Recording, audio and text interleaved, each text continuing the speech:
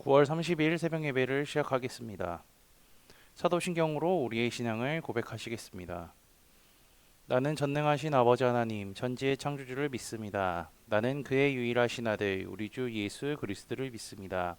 그는 성령으로 잉태되어 동정녀 마리아에게서 나시고 본디오 빌라도에게 고난을 받아 십자가에 못 박혀 죽으시고 장사된 지 사흘 만에 죽은 자 가운데서 다시 살아나셨으며 하늘에 오르시어 전능하신 아버지 하나님 우편에 앉아 계시다가 거기로부터 살아있는 자와 죽은 자를 심판하러 오십니다.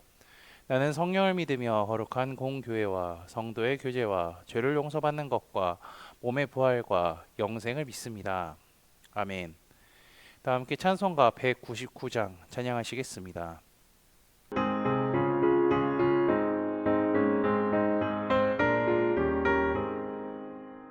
나의 사랑하는 책 비록 헤어졌으나 어머니의 무릎 위에 앉아서 재미있게 듣던 말 그때 일을 지금도 내가 잊지 않고 기억합니다. 귀하다 우리 어머니가 들려주시던 재미있게 듣던 말 이 책 중에 있으니 이 성경심이 살아납니다. 옛날 용맹스럽던 다니엘의 경험과 유대 임금 다윗 왕의 역사와 주의 선지 엘리야 바람 타고 하늘에 올라가던 일을 기억합니다. 귀하다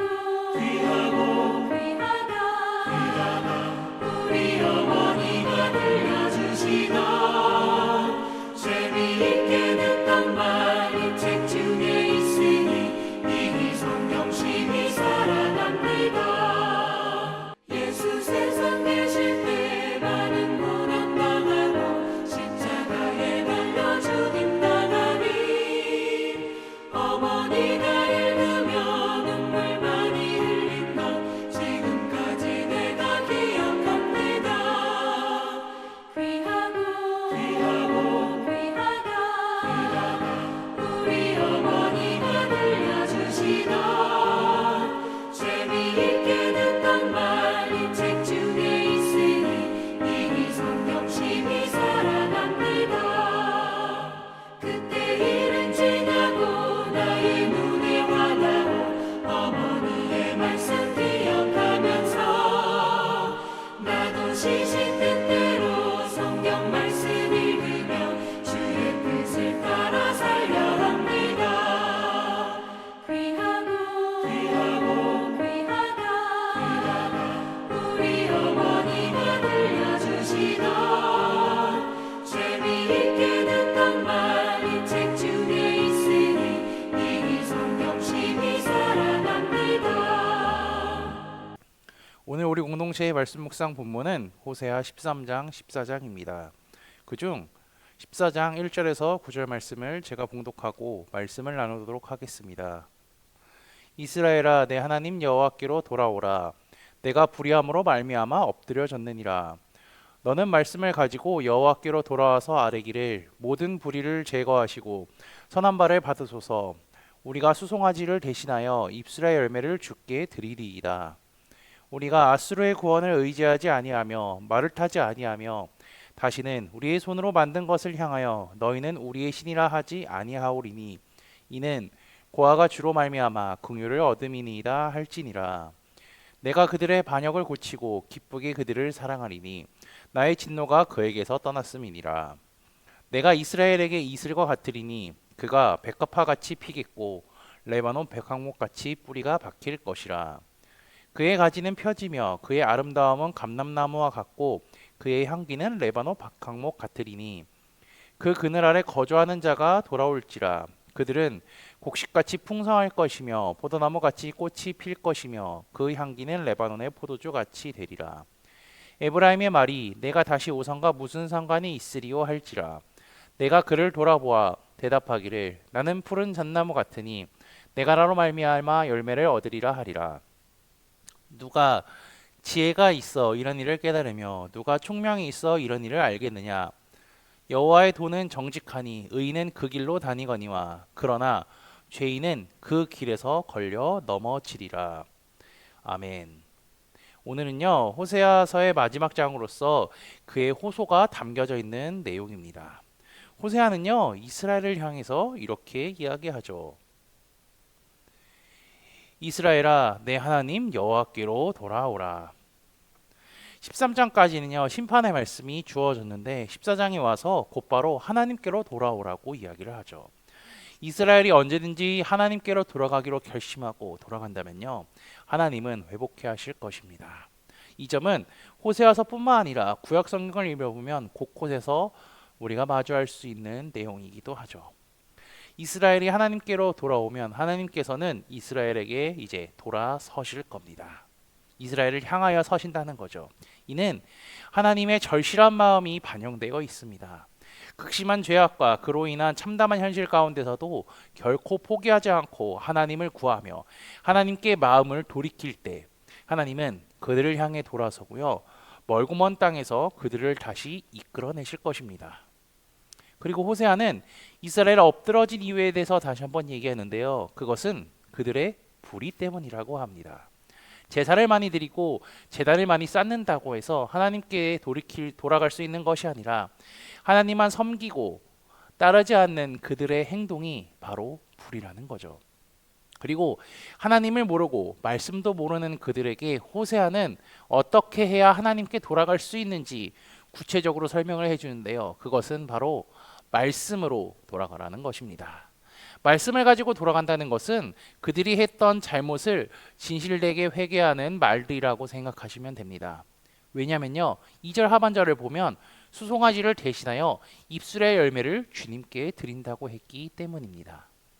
하나님은 제단을 많이 쌓고 제사의 숫자를 늘리는 그것이 중요한 것이 아니라 이스라엘이 진실될 마음으로 회개하기를 늘 원하셨기 때문이죠.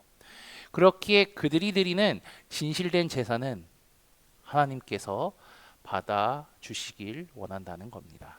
그리고 3절을 보면요 이스라엘이 해야 할 고백으로서 그들이 행했던 잘못된 죄악을 말하는 것과 같습니다. 아수르의 힘과 능력을 의지하지 않겠다. 그리고 자신들 스스로 만든 우상을 향하여 신이라고 하지 않겠다라는 거죠. 즉 세상의 힘과 권력을 의지하지 않고요 우상을 자신들의 하나님이라고 하지 않겠다는 다짐이라고 할 수 있습니다. 그리고 3절 하반절을 보면 고아라는 표현이 나옵니다. 이 고아라는 표현은요 이스라엘의 참담한 상황을 보여주기도 하죠. 그리고 우리가 잘 알고 있듯이 하나님께서는요 고아 같은 일을 절대로 홀로 두지 아니하고 지키시고 보호하시는 분임을 우리는 말씀을 통해 확인할 수가 있습니다. 그의 거룩한 처소에 계신 하나님은 고아의 아버지시며 과부의 재판장이시라. 이렇게 말씀을 통해 확인할 수가 있죠. 그리고 4절을 보면요 돌이킨 이스라엘에게 하나님께서 어떻게 행하실지를 하나님이 친히 자신이 얘기하는 것처럼 1인칭으로 말씀하시는 것으로 서술되고 있습니다. 하나님께서는 반역한 이스라엘에게 돌아오면 그들을 고치시겠다는 선포를 할 뿐더러 사랑하고 진노를 거두시겠다고 말씀하시죠. 그리고 하나님께서는 이스라엘에게 자신이 이슬같이 되겠다고 말씀하십니다. 여기서 이슬은요 13장 3절에 쓰인 이슬과는 다른 의미로 이스라엘을 향한 하나님의 행하심을 표현할 뿐더러 생명력과 소생케 하는 힘을 상징한다고 할 수 있습니다. 즉 이슬처럼 행하시는 하나님으로 인하여서 이스라엘은 생명이 자라고요 풍성하게 될 것입니다. 그렇게 자라난 이스라엘은 백합화같이 피고 레바논 백항목같이 뿌리가 박힐 것이라고 하죠.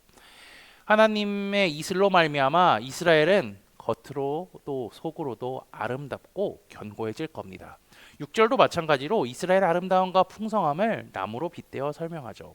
아름다움은 감람나무와 같고요. 향기는요 레바논의 백향목 같다고 하죠. 그리고 7절은 이전에 우상을 섬기며 제사를 드리는 나무 그늘을 좋아했던 이스라엘이지만 이제는 하나님의 그늘 아래 들어가게 될 것을 말하고 있습니다. 그리고 8절은 앞절인 에브라임의 말이 내가 다시 우상과 무슨 상관이요 할지라 이 부분을 빼고 뒷부분만 보시면 됩니다.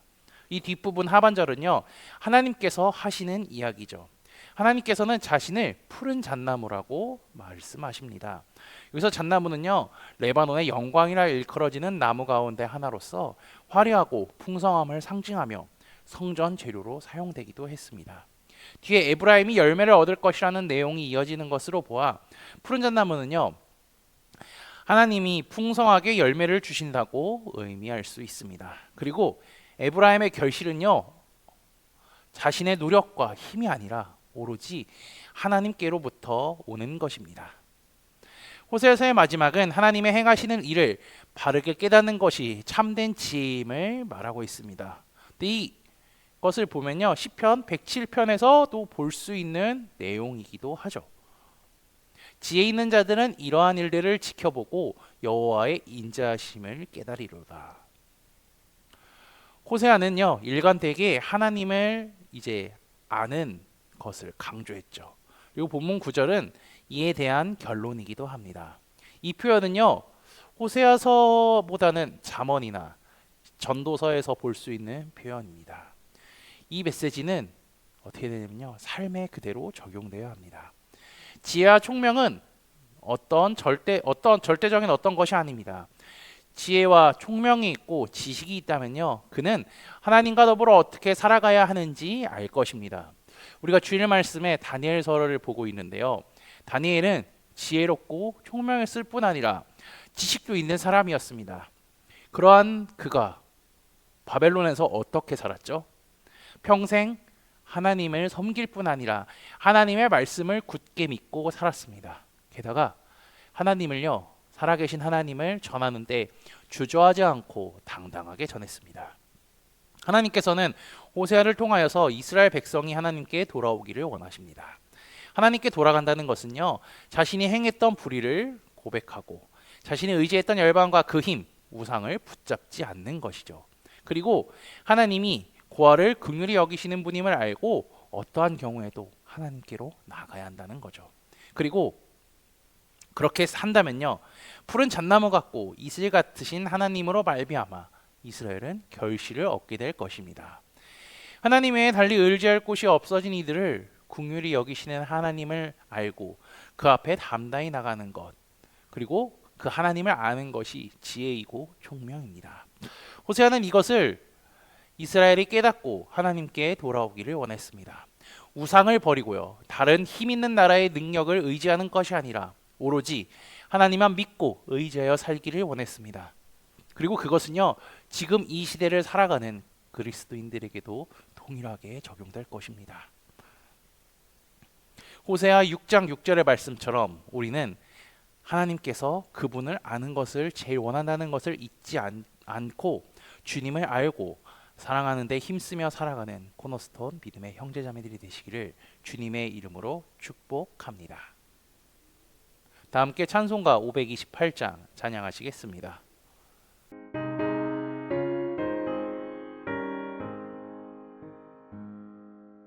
예수가 우리를 부르는 소리 그 음성 부드러워 문 앞에 나와서 사면을 보며 우리를 기다리네. 오라 오라 방황치 말고 오라. 죄 있는 자들아 이리로 오라. 주 예수 앞에 오라. 간절히 오라고 부르실 때에 우리는 지체하랴. 주님의 은혜를 왜 아니 받고 못 들어가랴.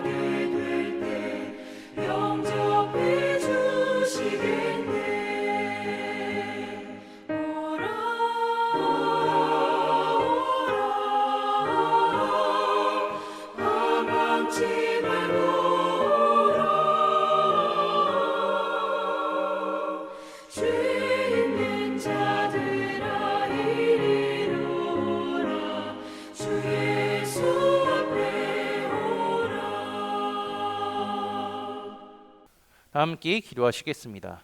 한 주도 말씀과 예배로 시작하게 하심에 감사합니다. 하나님의 사랑을 풍성히 누리는 하루가 되게 하시고 내 삶을 인도하시는 주님을 바라보며 살아가게 하옵소서. 아울러 말씀을 보고 듣고 읽을 때의 깊은 은혜를 맛보게 하옵소서. 지난주 말씀을 기억하며 기도합니다. 다니엘은 하나님의 말씀을 따라 섬기는 친구들을 두었습니다. 그들은 말씀을 따라 좁은 문, 좁은 길, 생명으로 행하며 살았습니다. 하나님의 다른 신들을 두지 않았을 뿐더러 바벨론에서 느부갓네살이 정한 신에 절하지도 않았습니다. 다니엘과 함께하며 그들을 위해 중보했음을 기억하게 하옵소서. 그들의 삶은 세상적으로 봤을 때 어렵고 힘들 수 있지만 이 세상 모든 것을 주관하시는 하나님을 굳게 믿었기에 박해가 있다 할지라도 두려워하지 않았음을 기억합니다. 우리도 이와 같이 믿음을 주실 뿐 아니라 이러한 믿음의 동역자를 허락해 주옵소서. 호세아서를 통해 하나님을 알고 믿고 살아가는 것이 얼마나 중요한 것임을 깨달았을 뿐 아니라 그것이 하나님께서 원하시는 뜻임을 말씀을 통해 보게 하시니 감사합니다. 우리도 세상을 살아가는 데 있어 하나님을 온전히 믿게 하시고 세상의 유혹과 거짓 그리스도인들의 게임에 넘어가는 것이 아닌 신실하게 하나님을 믿으며 다시 오실 주님을 소망하며 살아가게 인도하여 주옵소서. 예수 그리스도의 이름으로 기도합니다. 아멘. 이 시간 합심으로 기도할 제목들을 나눕니다. 먼저 성부, 성자, 성령 삼위 하나님을 묵상하며 경배하는 삶을 살도록 기도하시고요. 회개와 경건한 삶을 살도록 기도하시기 바랍니다. 지난주를 들었던 말씀을 기억하며 기도하시고 교회를 이끌어 가시는 담임 목사님과 사역자들을 위해 기도해 주시기 바랍니다. 그리고 계속해서 진행되는 요한계시록 성경 공부와 목회자 세미나를 위해 기도해 주시고요. 10월에 있는 전교인 수련회를 위하여서 그리고 얼마 남지 않은 대입 수험생을 위해서 또한 소그룹원들을 위해 우리 교회 환호의 회복을 위해 각자 가지고 계신 기도의 제목들을 놓고 기도하시기를 바라며 오늘도 주 안에서 승리하십시오.